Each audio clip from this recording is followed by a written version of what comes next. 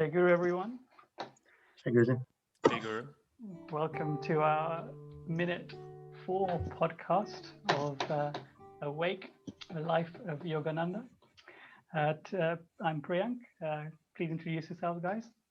Tell me how long, or whether you did your energization this morning. Okay, I'll go first. I did not do my energization this morning. I'm going to call you out now. That makes two of us, Mike. It's okay. Yes, but it's good that you asked that. That's motivation for me to do it more in the future. But I did have a wonderful meditation anyways. I'm in the same boat as Mike on that one. I actually laid out the lessons to read over them again in more detail. Again, note to self: do more. But the meditation was great. Yeah. Before this call, we were discussing how to have rely on having less sleep, and I told Chris, oh, if you do energization properly, like you should need 0 sleep. And it's funny that Chris didn't do it. Well, yeah, because I was asking you at the top just before the call, like, so how much sleep do you guys get? Because with the lessons and with everything that we're studying, the idea is that the body might require less. So to anybody who doesn't know, isn't familiar with yoga, it's kind of like yoga is like the handbook to understanding the highest bit of technology, which is the human body. So you're meant to really optimize the mind, body, and soul for life and run it optimally. So meditation, good practice, one of which is the energization techniques, which is a series of steps to energize the body through breathing, tensing, moving the body in a certain way. And essentially you would become human, control the life force. Yeah, so there's a whole journey. And it's funny on this note, maybe people think that once you kind of get into meditation, all the rest of it, that you are somehow like a higher being, or you're on some higher plane of existence, and you think maybe you're better than everybody else. But if you're truly involved in it, you'll know that it gets harder, not easier. Life can put up challenges, let's say. Not harder is the wrong word, but you kind of kick your life into other gears. So there's more to think about in a sense. But yeah, the meditation this morning was great. The energization techniques will be great. Thanks. Did you at least do the like 2-minute version where you just tense your whole body?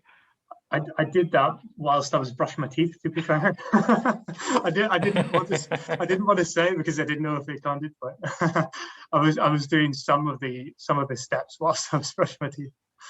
Yeah, doesn't count. Yeah. No, yeah, I'm sure it does. I'm sure it does, maybe. Yeah. But yeah, so you guys have got to be mindful. When I host, I'm gonna like ask these kind of awkward questions. So pop quizzes. On the day of our podcast, you better make sure you do know your practices. Teacher Priyank, yeah. I'll be ready next time. Yeah. All right. So minute 4. Let's go through it. So we have Yogananda's voice in the minute, and it starts with his prayer that he does, and we get to hear his voice, and we get to see a video of him, which is cool, obviously. We then get blessed to hear his chanting voice, which is quite unique. Then we have Krishna Das again saying some things, and then we have George Harrison again saying some things. So we will go through it in that order. So Yogananda, what does he first say? So he carries on with his prayer, but before we start with his prayer, we actually get to see him. We get to hear his voice. So you probably don't remember, it was so long ago, but for Chris and I'm going to ask you, Chris, first. What was your first experience of hearing Yogananda's voice, and how was it? So I guess, when did I first hear the voice? It was probably somewhere in the SRF, maybe video recordings there. And it felt like like I was very familiar with the voice already. So it sounded as though it sounded like a friend. I'm trying to think like, how can I word this? It sounded like I'd heard the voice before. It sounded like, this is somebody who's a friend of mine. I think you can hear kind of compassion and love in people's voice, and I just heard his soul effectively, and I just really felt very close, and it put a smile on my face immediately. Very profound for me, actually. I remember, I think I was sitting actually in the SRF London Centre when there was a video recording or a voice recording playing, and it just put a big smile on my face. Mike, do you remember? I think there's a few different recordings that I heard early on and over again. One is definitely there's this film about the Lake Shrine dedication. Oh, we've lost Mike a little bit. Mahatma Gandhi. Sorry, Mike, we lost you a little bit. Say that again. The Lake Shrine dedication. Yes. So basically, you hear his voice in the film about the Lake Shrine dedication. I think he's doing the funeral of Mahatma Gandhi, because a portion of the ashes of Mahatma Gandhi came to Lake Shrine and is there in a little shrine. And I think that was the first one that I listened to actively. Very beautiful voice. And I think there's also a CD where he sings. I think it's called Songs of My Heart. Not sure if you guys are familiar, but that one is also very beautiful. No, I haven't heard it. For me, actually, it's interesting. I hadn't, so whilst I was doing the lessons and until I applied for Kriya, I hadn't met really anyone from SRF or interacted with anyone from SRF, nor had I seen Yogananda or heard his voice, or in a video, I mean.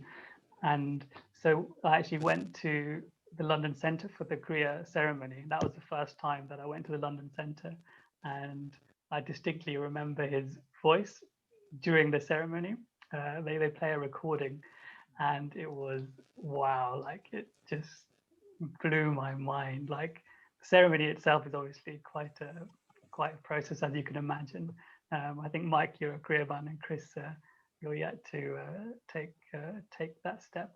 But the ceremony we obviously can't discuss, but obviously a pretty life-altering experience. But they play a recording of Yogananda, and that was the first time I heard his voice, and like, wow. And ever since then, every time I hear it, there's still that same, I still get that same, my whole being shakes, and there's always like, he's so intense. Like even if he's speaking like about something quietly, it's so intense, right? And it really stirs your soul, and it makes you want to like put into practice. Like virtually every line of recording that we have of his, there's nothing mundane, is there? It's like powerful like stuff. Like just this prayer, for example, he says, I, Paramahansa Yogananda, am praying, pray with me, bless me that with the awakening dawn I may awaken all souls with my own and bring them to thee. Wow. Yeah, powerful. Yeah, go on. With the lessons with SRF, it talks a lot about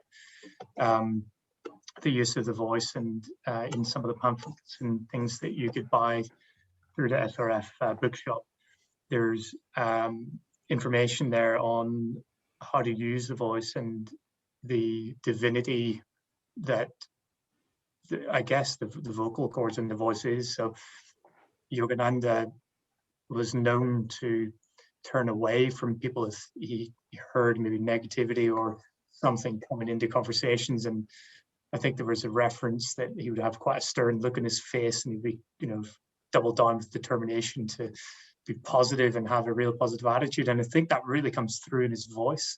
So he's probably very, I didn't know him on a day-to-day basis, but I imagine he was very selective with what he said in just general conversation.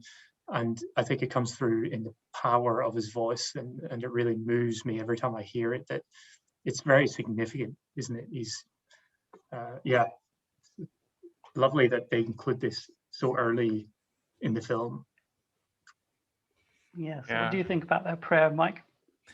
I love this prayer because it describes what kind of a guru does, right? A guru isn't just someone who teaches you how to live for fun. A guru basically teaches you how to free yourself from your karma and from this world ultimately. And then when he says, I may awaken all souls with my own and bring them to thee, that is amazing. Like when you hear that, because I feel like oftentimes when you start meditating and stuff, you do it from the perspective of how can I be more peaceful? How can I be more loving? And those are all good things on the path. But I feel like this ultimate goal of freeing yourself, and when he says it with this powerful voice, I feel like this vibrates in everybody when they hear it. What is your favorite prayer, Chris? Favorite prayer. I like a certain prayer. The one that I fall back to is patience. There's a prayer on patience, or Prince of Peace sitting on a throne of poise, calmly directing the kingdom of my activity. And that one comes back to me a lot because we live in a really fast-paced world, and if I can say this prayer, it really anchors me into the moment and not be worried about too many of these fast-moving things all around me. So that's one that I love. Yeah. Mike? Nice. I always try to be in tune with Guruji's will, with God's will, and it's not easy. And I have those moments sometimes where I do something, then later on I figure out I shouldn't have done that. And then I'm like, I wasn't in tune. How did that happen? I thought I'm always trying to be in tune, I always try to interiorize. When I have a big decision, I try to close my eyes and say, Guruji, what would you do now? Or what do you want me to do? What is God's plan? And I guess sometimes God's plan is for me to make a mistake and learn from it. and there's, this is very common prayer, but I really use this one a lot. I will reason, I will act, but guide me. Exactly. Guide down my reason, will, and activity. The right thing. That's right. That's the one. Yeah. That's a good one as well. Yeah, we use that. We use that prayer quite often before any of our meetings, between SRF devotees and anything where there's likely to be a debate or potentially a disagreement, or we, as Mike said, we're trying to tune into Guruji's will. Yeah, that's quite nice. Before we move on to the next topic, let me just read out Yogananda, what he's written about prayer in man's eternal quest, which was in the chapter is realizing God in daily life. And the section on prayer goes something like this. Prayer is a demand of the soul. Prayer is a demand of the soul. God did not make us beggars. He created us in his image. The Bible and Hindu scriptures declare it. A beggar who goes to a rich home and asks for alms receives a beggar's share. But the son who can have anything he asks from his wealthy father. Therefore, we should not behave like beggars. Divine ones such as Christ, Krishna, and Buddha did not lie when they said, we are made in the image of God. Yet we see that some people have everything, seemingly born with a silver spoon in their mouth, whereas others seem to attract failure and troubles. Where is the image of God in them? The power of spirit lies within each one of us. The question is how to develop it. If you follow the lessons in my experiences with God, you are bound to find the result that you are seeking. In the past, you may have been disappointed that your prayers were not answered, but do not lose faith. In order to find out if prayers work or not, you must have them in your mind. An initial belief in the power of prayer. Your prayers may have gone unanswered because you chose to be a beggar. You should know that you may legitimately ask, or what you may legitimately ask of your Heavenly Father. You may pray with all your heart and power to own the earth, but your prayer will not be granted because all prayers connected with material life are limited. They have to be. God will not break his laws to satisfy whimsical desires. But there is a right way to pray. A cat is said to have 9 lives. Difficulties have 99. You have to find the one sure way of killing the cat of difficulties. The secret of effective prayer is to change your status from beggar to a child of God. When you appeal to him from that consciousness, your prayer will have both power and wisdom. Anything strike you from that? It's truth. You know when you hear truth in some sense, like it speaks to a part of you that's illogical, it goes beyond reason. It just sounds, it resonates with you, and that really resonates with me in a sense. It does remind me of a time when I prayed deeply for something that was somewhat material, but it kind of came off that I think I was out of work for 4 months. And I sat there and I was kind of debating as to what I wanted to do next. And I kind of gave up the kind of finer details and prayed for the best thing for me. And I kind of put, demanded a few key things, flexibility and different things like this. And within a week, I had this ideal, job essentially. So I was praying for that. And it was always something that struck me that I didn't beg for it, and I didn't do the things that obviously, as you just highlighted, might not be the right ingredients in a prayer. And God helps those who helps themselves is something that, I recall reading from Yogananda.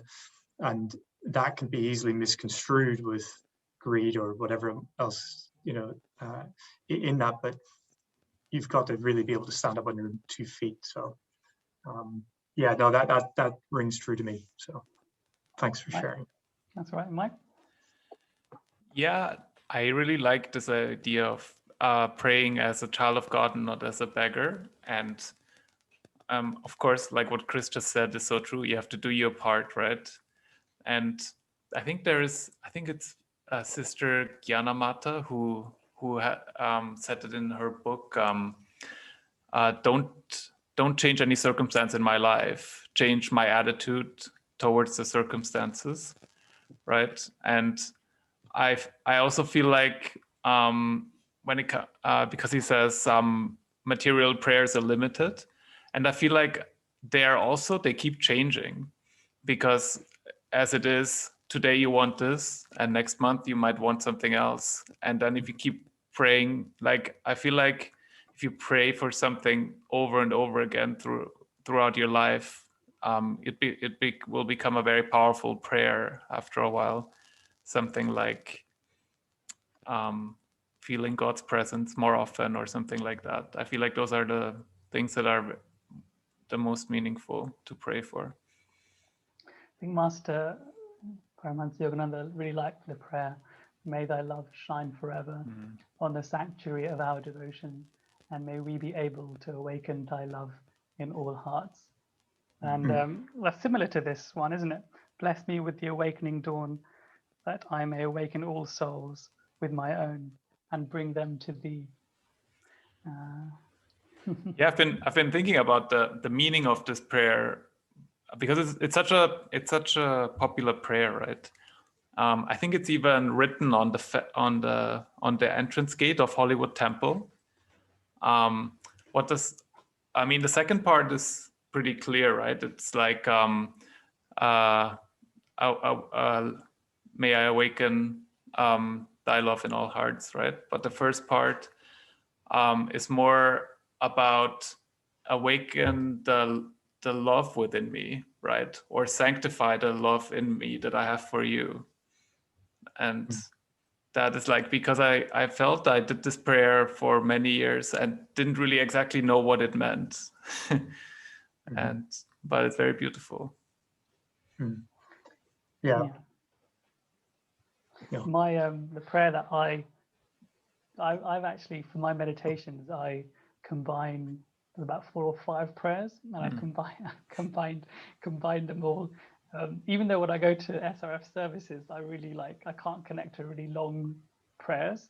I like short prayers because like my concentration is not great. But my own, because I've got it memorized, my own prayers are quite long. They're like over a minute long, and it goes. I'll summarize, but I use the one where, "O divine sculptor, chisel thou my life to thy design," and there's other things that I do, but I like to amalgamate 2 or 3, and I use them virtually every day, and I find it quite powerful. It settles me and allows me to give myself to the meditation that I'm about to have. It's so powerful, isn't it, having access to such profound prayers?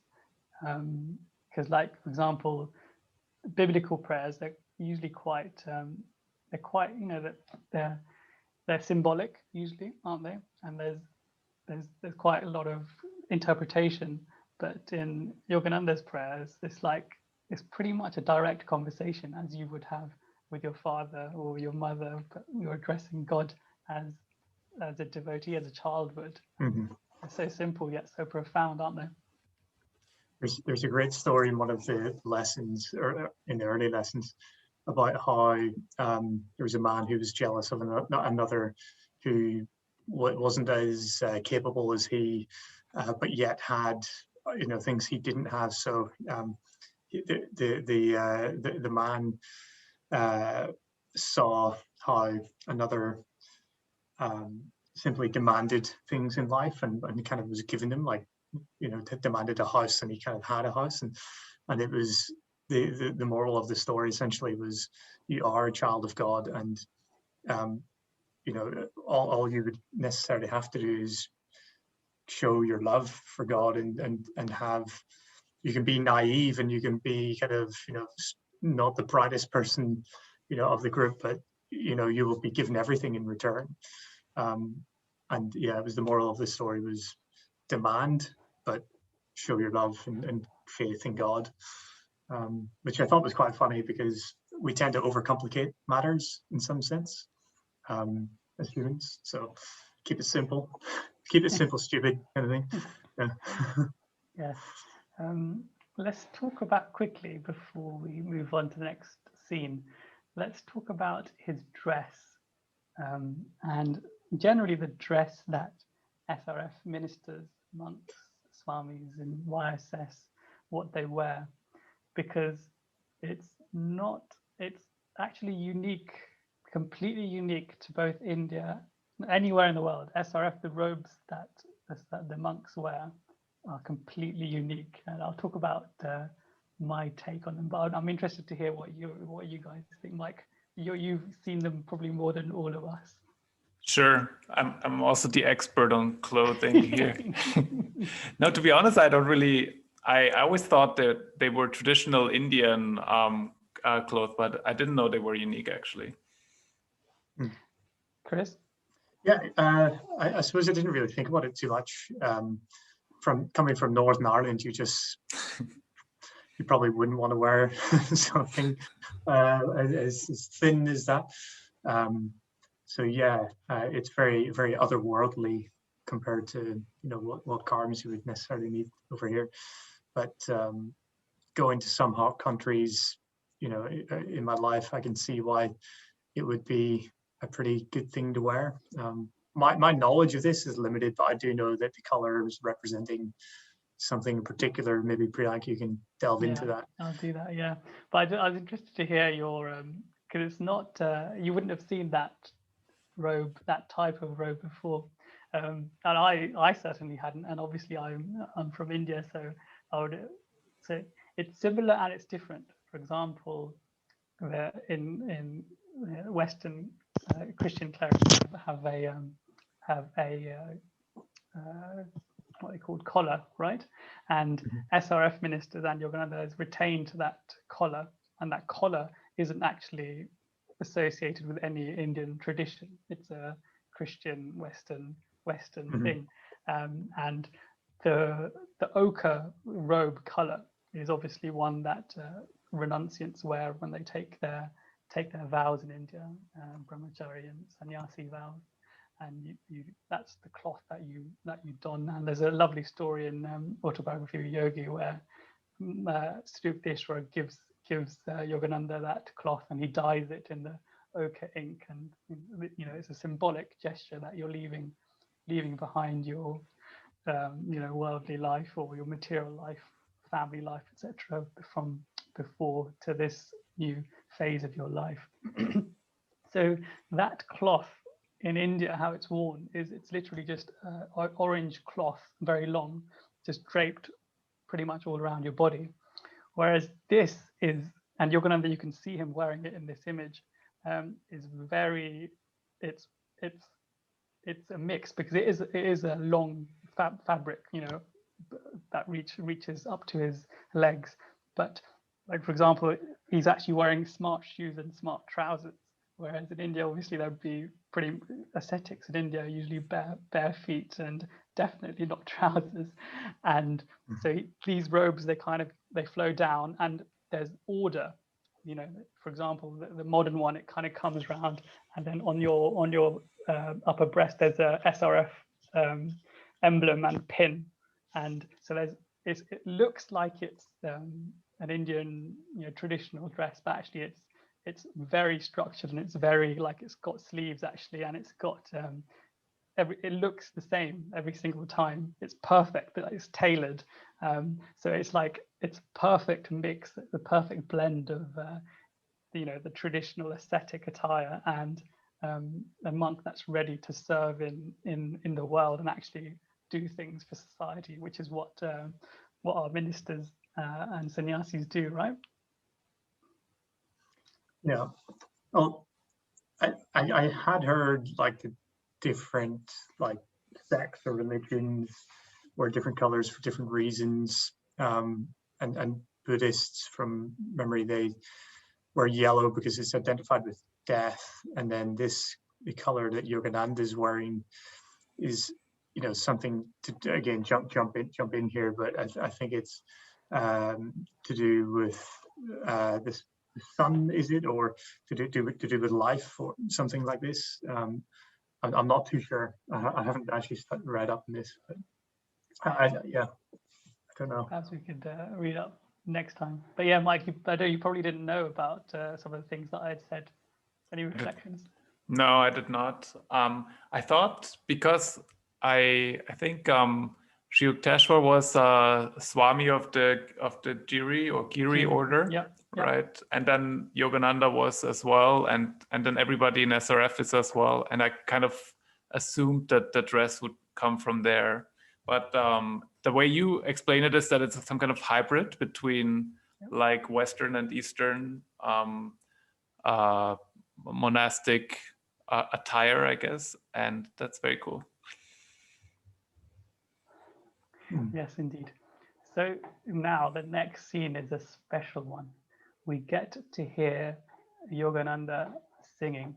So let me see if I can play it for you. 3, 2, 1.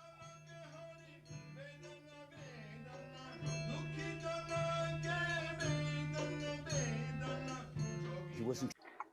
That's a very short clip. But you, Mike, you definitely will recognize the tune. Of course.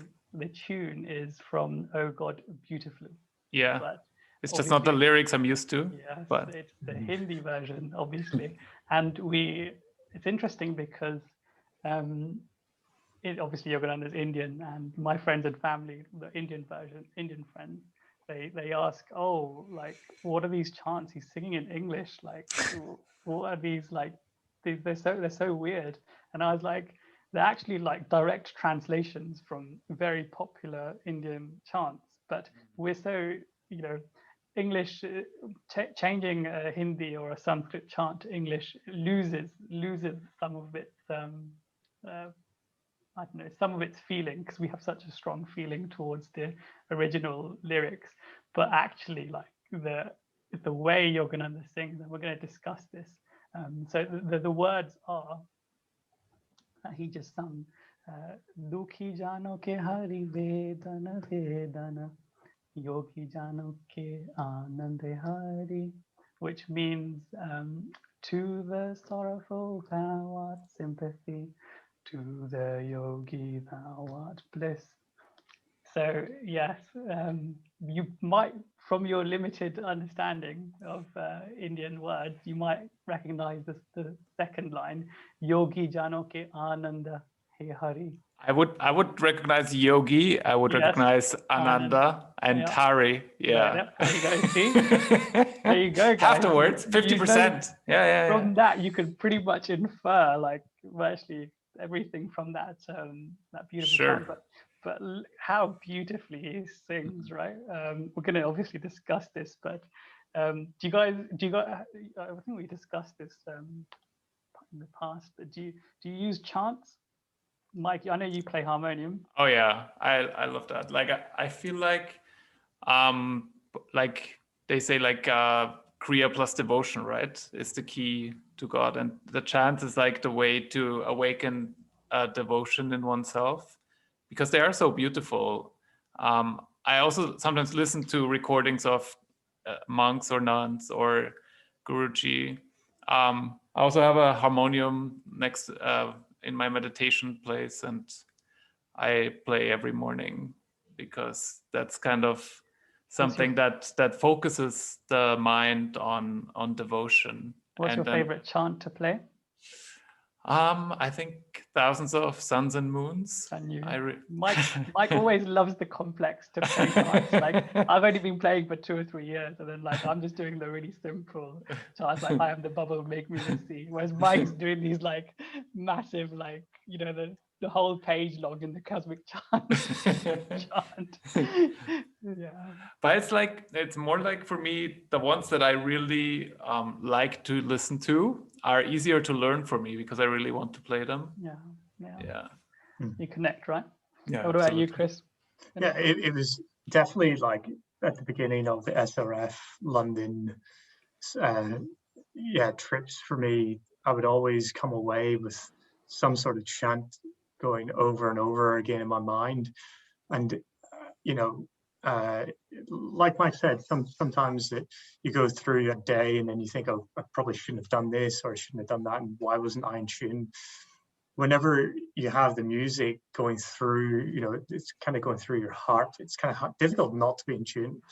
So, not having been to the SRF in ages, because I've moved out of London, and obviously during lockdown, I really missed that, because I would always come away with some chant going on in my mind, and it would just keep me in tune for days, just without having to even put any mental capacity into doing it. So they're very, very powerful. I think whenever I have conversations with people and they say, how do you meditate? And I say, well, for every person out there, there's probably 7 billion. There's probably a different way of meditating, for you, that will help you in some way, that will be better for you. And it could be visual, it could be audio, it could be anything. Obviously, Yogananda has a scientific technique that's, you can reproduce these meditations. But for me, audio chanting is a fantastic way to get into meditation. So yeah, on YouTube, there's some videos of Yogananda that I've listened to, and I listen to the chants and listen to the words there. So Krishnadas comes next, and he says this. He says he wasn't trying to sing prettily. He wasn't trying to entertain people. He was singing. It was so powerful. And in the notes, it says that he falls at this point. I've got the book now, the script. It says in the notes of the script, he falls back as if overwhelmed by the experience. Which I don't know if that was scripted for him to fall back, or he actually fell back. But Krishnadas is obviously himself quite a singer. Chris, Yeah. I know you haven't heard him, so let me play. Chris, this is exclusive. We're gonna get Chris's reaction to Krishna Das. Let's go. Hare Krishna, Hare Krishna, Krishna Krishna, Hare Hare, Hare Rama, Hare Rama, Rama Rama, Hare Hare, Hare. Chris, tell us. Oh, yeah, I was getting chills up the spine there, Oh, actually. wow. Yeah, just right at the very end, whenever you kind of closed it off, I could just feel the tingles kind of coming up, the hairs raising a little bit. That sounded pretty special, yeah. And he's obviously, you know, getting in tune with God when he's singing. You can tell. That's pretty nice. I'll have to listen to it. Yes, I'll give it a he's listen. extremely popular amongst yeah. Sorry, the instruments, very unusual, you know, for a Western Irish person to hear. Does he play the instruments at the same time as he? He does play the harmonium in his concerts, and then he Yeah. has some people around him who play other instruments like tabla and guessing sitar. And in one of his albums, he even added a guitar, which I found pretty cool actually. That added like another dimension to it, I think. Yeah. In Very nice. in the book, it's actually got it's got a description of Krishna Das and all the people that are in the book. So he says Krishna Das says, layering traditional chanting with accessible melodies and modern instruments, Krishna Das has been called yoga's rock star. Inspired by Yogananda's introduction of devotional chanting, kirtan, to the West, Krishna Das performs India's chants in a soulful voice that has deeply touched thousands of listeners. He has taken call and response chanting out of the yoga centers and into concert halls, becoming the best-selling Western chant artist of all time. That's in the contributors, the book, that the Awake book for the contributors to the movie. Yeah, so he's obviously is extremely popular, but you can now, Chris, see or hear why, right? Yeah. Mike was saying before the call that the music speeds up, starts slow and speeds up, right? So yeah, he plays with tempo superbly, like, and he's so engaging. Like, we just heard his voice, right? But if you actually watch him singing, that in itself is an experience. Like, you know, Krishna Das is saying, like, he wasn't just singing, he was like, you know, speaking to God. Like, it feels like Krishna Das himself, like, has taken those words and he's actually trying, you know, he's trying to do that same thing whilst he's singing. So if you watch some of his videos, like, watching them is quite watching him sing is quite an experience, because he goes into that zone and it's just absolutely beautiful to watch. And it feels like, again, you're right there. So we're so fortunate to have him in this film, I suppose. Yeah, it's like sing like nobody's watching kind of thing. I think there was something in Yogananda's teachings about how to imbue the voice with soul force, with cosmic energy, and it really sounds like he does. So, like, even myself, I'm not a singer, like definitely not a singer, but it was really nice coming out of the SRF centers, because everybody's singing, you know, you're chanting and you're singing, and then you go into meditation and there's just such an energy about it being like singing with devotion to God. There's such an energy to that. It really takes you on to another What's your favorite chant, Chris? Probably something like that. You just, it was funny, I laughed earlier when you said I'm the bubble. I love that one. It's the simplest one, but like, you know, something like that helps me visualize, and it's a great analogy, and it really What are the helps words, me Chris? connect. Tell us the words. I am the bubble, make me the sea. The first bit is, so do thou, my Lord. Yeah, So do thou, my Lord. Thou and I never apart. yeah. Thou and I never part. Wave of the sea, dissolve in the sea. Wave of the sea, dissolve in the sea. And then Chris, go for it. I don't know. I am the Will make me the sea. Yeah, it is. You guys such- got an it's a so cappella powerful. version going on there. Very good. Yeah. I mean, if anything will make me blush, that will make me blush. I think it's such a great one because the analogies to it help me get over any of the analytical overlays that will kind of distract you. You know, it just zaps me straight into meditation, just even hearing the words. So yeah, that's mine. What's yours? It's interesting you should say that, Chris. Like, you know what you were saying, like, I'm not a singer and I'll get embarrassed. Well, yeah. I feel exactly the same way and felt exactly the same way before I started chanting myself, and I chant for the center and on my meditation center as well. But I don't consider myself a singer. But these words that Krishna Das says, it just really struck home for me. Like, you're not really singing to entertain people. Like, you're trying to allow people to like go within and connect. And like, as he says, he wasn't trying, like, Yogananda himself wasn't like a renowned professional singer, but you hear how powerful his singing is, right? Like, as Krishna says, he wasn't trying to sing prettily. He wasn't trying to entertain people. He was just singing to God. It was so powerful. And we take that, you know, when Jenny from the center was tutoring me on chanting for the center, she said, like, you know, this is not about you. Like, forget about your like how good you think you are or how bad you think you are. You just have to let your guru like sing through your voice, and people, if you do that, people will hear that, and people will be able to connect to that chant and be able to meditate deeper.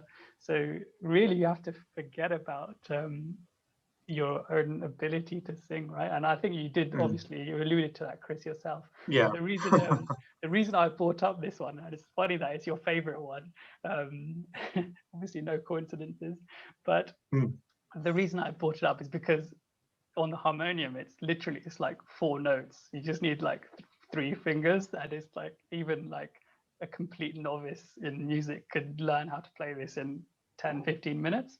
So if you have a piano, keyboard, or a harmonium, Chris, I would urge you to play that. It'll be so quick for you to learn, even if you don't play music. It's so quick and it's so powerful to you know, to mix with your meditations, as Mike says he does. Yeah, I'll have to get I've got like a old electric keyboard downstairs. I'll dust it off and give it a go. Mike will give you a quick tutorial on that chant, but as I say, it's extremely easy. Actually, someone, one devotee has ice cream fans here, Mike. Nice, always on time. Greensleeves Mozart, isn't it? Right? Yeah. What was I saying? Yeah, one devotee has made it possible for people that can't read music to be able to read the chants and play them. So they've just got like a map of the keys, and they've put the words on where each key is.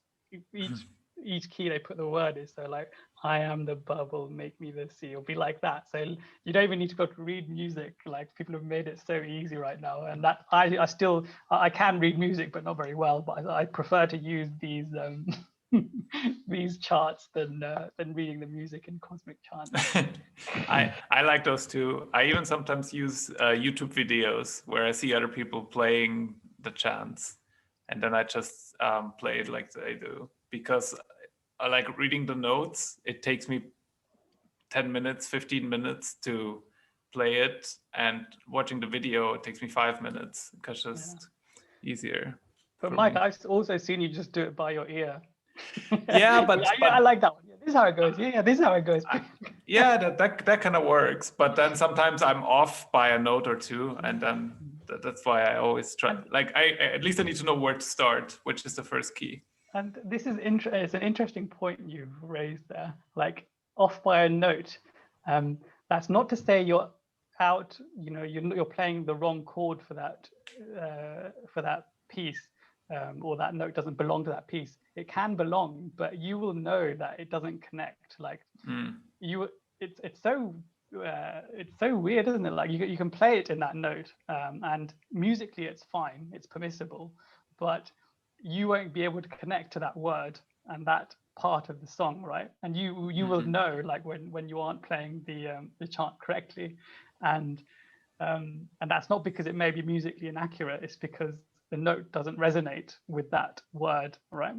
And I think that there's something really, really powerful in that. Like, and this comes back to what I was saying about, you know, my family was like, oh, he's chanting in English, and I was like, yeah, but how powerful! Listen to how powerful it is, and the music, the notes that he plays, and you know the tempo that he plays them in, and that we're taught to play them in, I think is probably just as, if not more important than the chant and the words that we're playing. So like, even, I don't know if you ever listen to the Cosmic Chants instrumental versions where obviously no one's singing, but this is just the music, and you may not even know the words, but wow, like what an experience just hearing the instrumental version of some of these chants. Right? I don't know if you, Mike, what you feel about that. Yeah, I mean, obviously, when you hear it, you mentally sometimes sing the lyrics anyways. But yeah, some of them are just very powerful melodies, and sometimes I like whistle them or something, and then I go like, oh yeah, nobody else knows this song. Yeah. Which is, yeah, go on, Chris. I just to kind of add to what you're saying, but about the voice, about the vocals, and connecting to the words more so than worrying about how maybe they're coming across from a tune point of view. Every word that we have has to come from a more subtle layer of existence and thought form and idea form. So the more purity that you can connect with there, that will come across in speech. So I think that's whenever you hear Yogananda, he's so pure, like there's kind of less, you know, layers of interference and static in between the thought and the word. It just sounds so pure to listen to, you know. It doesn't really matter actually, is it in tune or is it in tone, because he's just connecting to the words in such a way that, yeah, it's really powerful. Speaking of powerful, listen to this.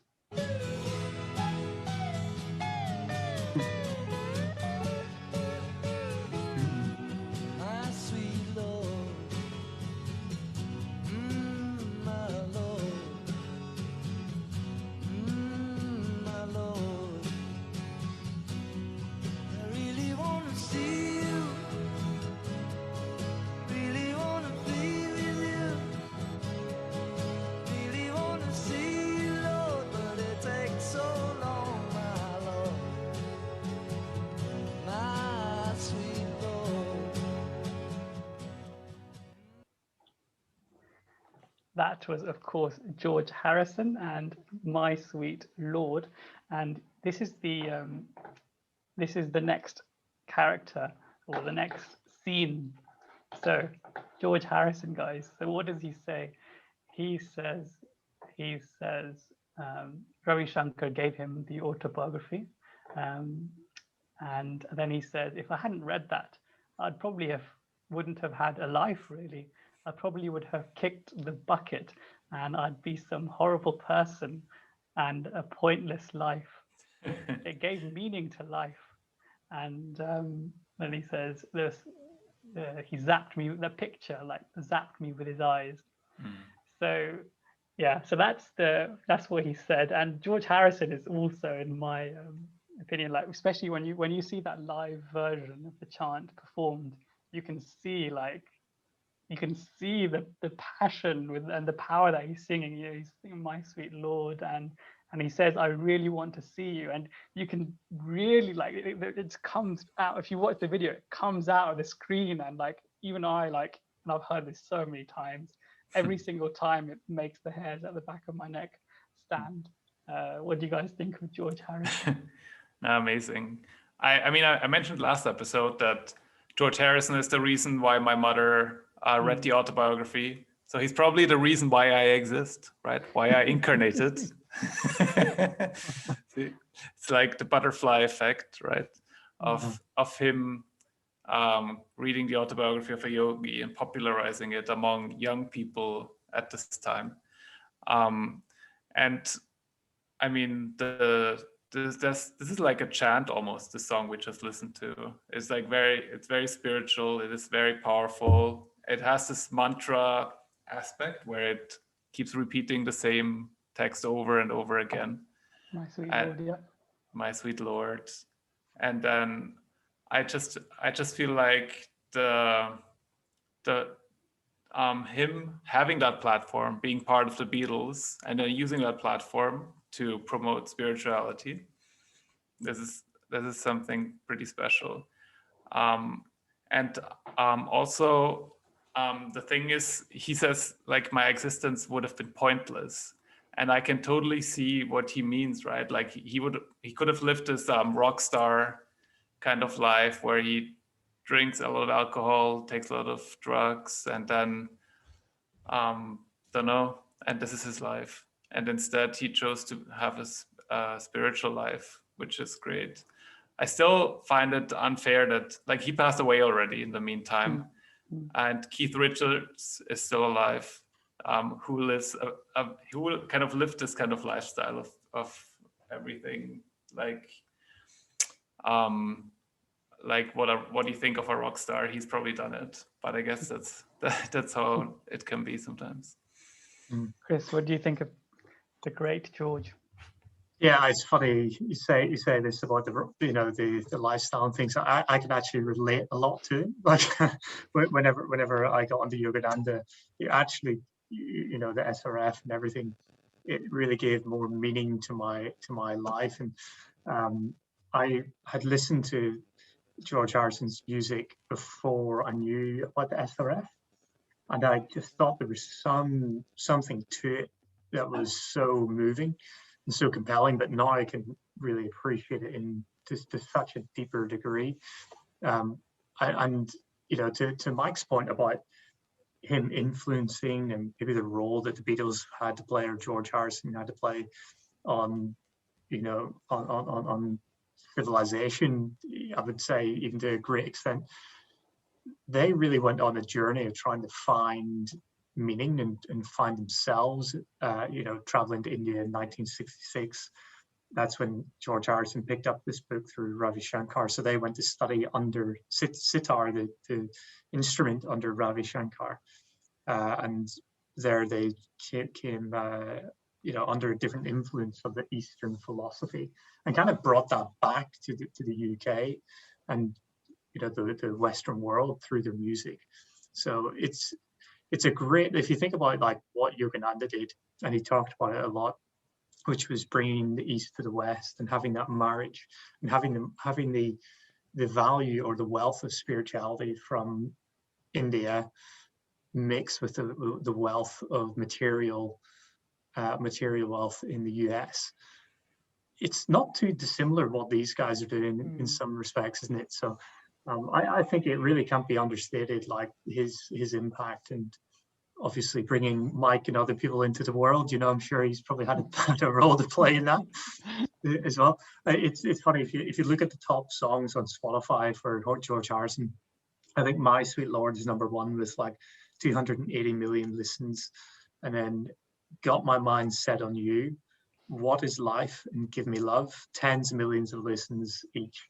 And on YouTube again, there's like 100 million plus listens with these things. So I don't know, maybe I've listened to it like a million times just myself, but like I think it's like there's a real impact that these guys have had just through their own search for spirituality and meaning to life.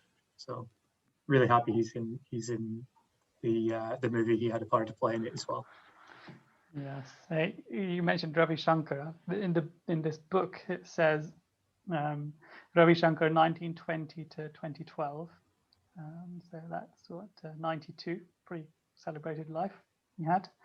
He said the most celebrated sitar player in the world, Ravi Shankar, was born in Varanasi into a Bengali family in 1920, the same year that Paramahansa Yogananda arrived in America. After achieving worldwide acclaim as one of the foremost composers and teachers of Hindustani music, whose students included the Beatles' George Harrison, Shankar settled in Encinitas, California, where Yogananda wrote his spiritual classic, the Autobiography of a Yogi. I didn't know that. I didn't know that he settled in Encinitas. That's pretty cool, isn't it? He probably went to the ashram there, right? Yeah, he lived there the last 10 years of his life, about, I think, near the ashram. And George Harrison, 1943 to 2001, which would make him, what, 59, 58? Yeah, something like that. While George Harrison achieved international superstardom as a lead guitarist of the Beatles, he also composed and recorded numerous hit songs as a solo artist, including My Sweet Lord, Give Me Love, which is featured in the end credits of Awake. Drawn to India from an early age, Harrison delved into mystical texts and writings from masters like Yogananda and became a lifelong meditator. Harrison's apprenticeship with Ravi Shankar helped him to introduce sacred Indian music to the world, and his devotion and spiritual sincerity has inspired millions of truth seekers worldwide. Pretty cool, right? Pretty cool. And if you look at in this scene when he's there, he's sitting, I think it's in India, scene with him, Paul McCartney, I think, and with Ravi Shankar, and he seems to have a pretty cool pendant on. I think the pendant is of Babaji. I could be wrong, but it looks pretty cool. And yeah, and interestingly, like he says, like he zapped me with his eyes with that picture, right? That picture, that zapping picture, is also in the book, and I think it was taken whilst he was on his lecture tour around his first lecture tour around the US. And yes, it was right here. It is Paramahansa Yogananda in San Francisco during his first transcontinental lecture tour in 1924. Yeah. So yeah, he's with Babaji. Sorry, he's with Ravi Shankar, and he's wearing like white yoga clothes that I usually wear as well when I'm doing Hatha Yoga, which we'll discuss in detail, I think, next in the next minute. But he's there. Yeah, George Harrison's got pretty long hair, actually, pretty similar to yours, Chris. Not quite. Yours isn't quite as long. Yeah, you got the man bun. Yeah, he would probably have a man bun if he would be alive now. Yeah. My dad, my mom and dad aren't too happy about it, but you know, it's, and yeah, in this helps picture, me connect to the cosmic consciousness. And then we get this picture where, yeah, the one in Yogananda in San Francisco, which is the one where you can like see his eyes looking straight out of the picture, pretty much into you. And this one, guys, for the YouTube viewers, he's got, you can see the collar, distinctly see the collar, right? And this reminded me actually when I had my first job interview. Not first one, when I had quite a few job interviews when I graduated, and the first one was not first one. The one that I wanted most was Network Rail, and interestingly, the person who interviewed me was wearing a collar, so he was a minister, and he was wearing his black suit and a collar through the interview, which is quite interesting because like at that time I'd read The Alchemist, so I was like, look for signs, where should I say? And this guy was like, I mean, where else could you get an interview like done by a minister, right? And I was like, yeah, this is definitely the job that I'm going to have. Yeah, anyway, that's an aside. But yeah, anything, that's the minute. Anything else anyone wants to say about that minute?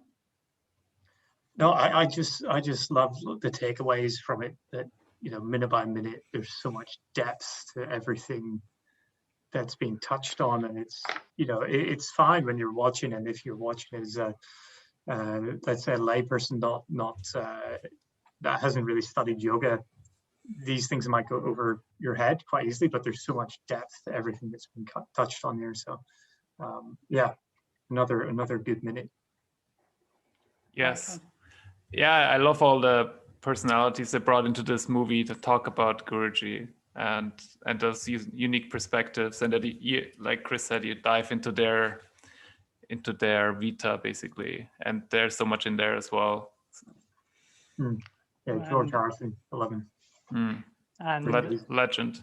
in the next minute, we will go a bit deeper into more influential figures, like Steve Jobs is in the next minute, and then there's lots of Hatha Yoga going on. So we'll discuss that in the next minute. So we'll leave it there. Thank you very much for joining us. See you next time. Jai Guru. Jai Guru. Jai Guru.